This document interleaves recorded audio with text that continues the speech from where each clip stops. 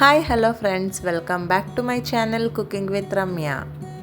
ಇವತ್ತು ನಾನು ನಿಮಗೆ ಒಂದೊಳ್ಳೆ ಸ್ವೀಟ್ ರೆಸಿಪಿನ ತೋರಿಸ್ತಾ ಇದ್ದೀನಿ. ಅದೇನಂದರೆ ಪಿರಣಿ. ಬನ್ನಿ ಇದನ್ನು ತುಂಬಾ ಸಿಂಪಲ್ಲಾಗಿ ಹೇಗೆ ಮಾಡೋದಂತ ನೋಡೋಣ. ಮೊದಲಿಗೆ ನಾನಿಲ್ಲಿ ಒಂದು ಬೌಲಷ್ಟು ಬಾಸ್ಮತಿ ರೈಸ್ನ ತೊಗೊಂಡಿದ್ದೀನಿ. ಅದನ್ನು ಚೆನ್ನಾಗಿ ಒಂದೆರಡು ಸಲ ತೊಳ್ಕೊಂಡು ಒಂದು ಹಾಫ್ ಆನ್ ಅವರ್ ಅಷ್ಟು ನೆನೆಸಿಟ್ಕೋಬೇಕು. ಅರ್ಧ ಗಂಟೆ ನಂತರ ಒಂದು ಚಿಕ್ಕ ಕುಕ್ಕರ್ನ ಬಿಸಿ ಇಟ್ಕೊಂಡು ಅದಕ್ಕೆ ಒಂದು ಗ್ಲಾಸಷ್ಟು ಹಾಲನ್ನ ಹಾಕ್ಕೊಂಡು ನೆನೆಸಿಟ್ಟಿದ್ವಲ್ಲ ಆ ಅಕ್ಕಿನೂ ಕೂಡ ಸೇರಿಸ್ಕೊಂಡು ಚೆನ್ನಾಗಿ ಒಂದು 2-3 ವಿಸಿಲಷ್ಟು ಕೂಗಿಸ್ಕೊಂಡು ಬೇಯಿಸ್ಕೋಬೇಕಾಗತ್ತೆ. ನೋಡಿ ಅಕ್ಕಿ ಎಷ್ಟು ಚೆನ್ನಾಗಿ ನೆಂದಿದೆ. ಸೊ ಚೆನ್ನಾಗಿ ನೆಂದಷ್ಟು ಸಾಫ್ಟಾಗಿ ಆಗುತ್ತೆ.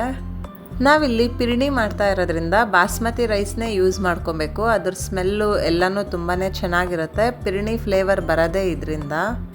ಸೊ ರೈಸ್ ಹಾಕಿದ ನಂತರ ಇದನ್ನೆಲ್ಲ ಚೆನ್ನಾಗಿ ಒಂದ್ಸಲಿ ಮಿಕ್ಸ್ ಮಾಡಿಕೊಂಡು ಚೆನ್ನಾಗಿ ಕುದಿಯೋದಕ್ಕೆ ಬಿಡಬೇಕು. ಹಾಲು ಕುದಿಯೋ ಅಂಥ ಟೈಮಲ್ಲಿ 1/4 ಚಮಚದಷ್ಟು ಕೇಸರಿ ದಳಗಳನ್ನ ಇದಕ್ಕೆ ಸೇರಿಸ್ಕೊಂಡು ಮಿಕ್ಸ್ ಮಾಡಬೇಕಾಗುತ್ತೆ. ಈ ಕೇಸರಿ ದಳಗಳನ್ನ ಹಾಕೋದ್ರಿಂದ ಕಲರು ಮತ್ತು ಸ್ಮೆಲ್ಲೆಲ್ಲ ಚೆನ್ನಾಗಿ ಬರುತ್ತೆ.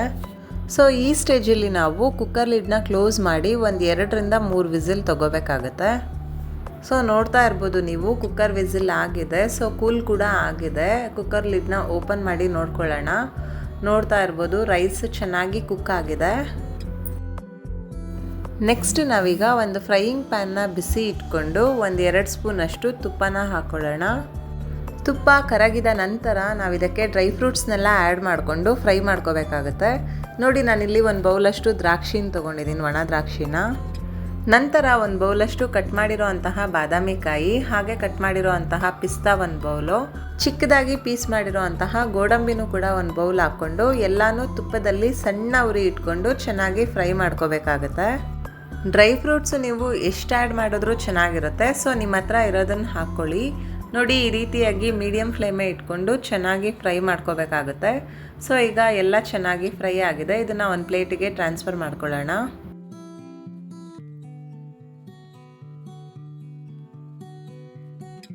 ನೆಕ್ಸ್ಟು ನಾವು ಇದೇ ಪ್ಯಾನಿಗೆ 2 ಗ್ಲಾಸಷ್ಟು ಹಸಿ ಹಾಲನ್ನ ಸೇರಿಸ್ಕೊಳ್ಳೋಣ.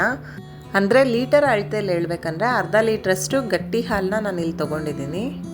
ಹಾಲು ಬಿಸಿಯಾದ ನಂತರ ನಾವು ಕುಕ್ ಮಾಡಿ ಇಟ್ಕೊಂಡಿದ್ವಲ್ಲ ಆ ರೈಸ್ನು ಕೂಡ ಇದಕ್ಕೆ ಸೇರಿಸ್ಕೊಳ್ಳೋಣ. ನಂತರ ನಾವು ಇದನ್ನು ಚೆನ್ನಾಗಿ ಮಿಕ್ಸ್ ಮಾಡ್ಕೋಬೇಕಾಗುತ್ತೆ.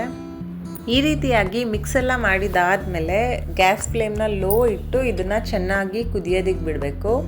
ನೋಡ್ತಾ ಇರ್ಬೋದು ಸುತ್ತಲೂ ಎಷ್ಟು ಚೆನ್ನಾಗಿ ಕೆನೆ ಬರ್ತಾ ಹಾಲು ಕುದೀತಾ ಇದೆ. ಸೊ ಇದೇ ರೀತಿಯಾಗಿ ಸುಮಾರು ಒಂದು 15 ಮಿನಿಟ್ಸ್ ಅಷ್ಟು ನಾವು ಕುಕ್ ಮಾಡ್ಕೋಬೇಕಾಗುತ್ತೆ.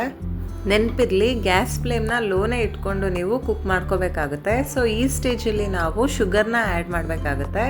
ಶುಗರ್ ಮೆಷರ್ಮೆಂಟ್ ಎಷ್ಟಿರಬೇಕಂದ್ರೆ ನಾವು ರೈಸ್ ಯಾವ ಬೌಲಲ್ಲಿ ತೊಗೊಂಡಿರ್ತೀವಿ ಅದೇ ಒಂದು ಬೌಲ್ ಅಳತೆಯ ಸಕ್ಕರೆನೂ ಕೂಡ ಇದಕ್ಕೆ ಸೇರಿಸ್ಬೇಕಾಗುತ್ತೆ.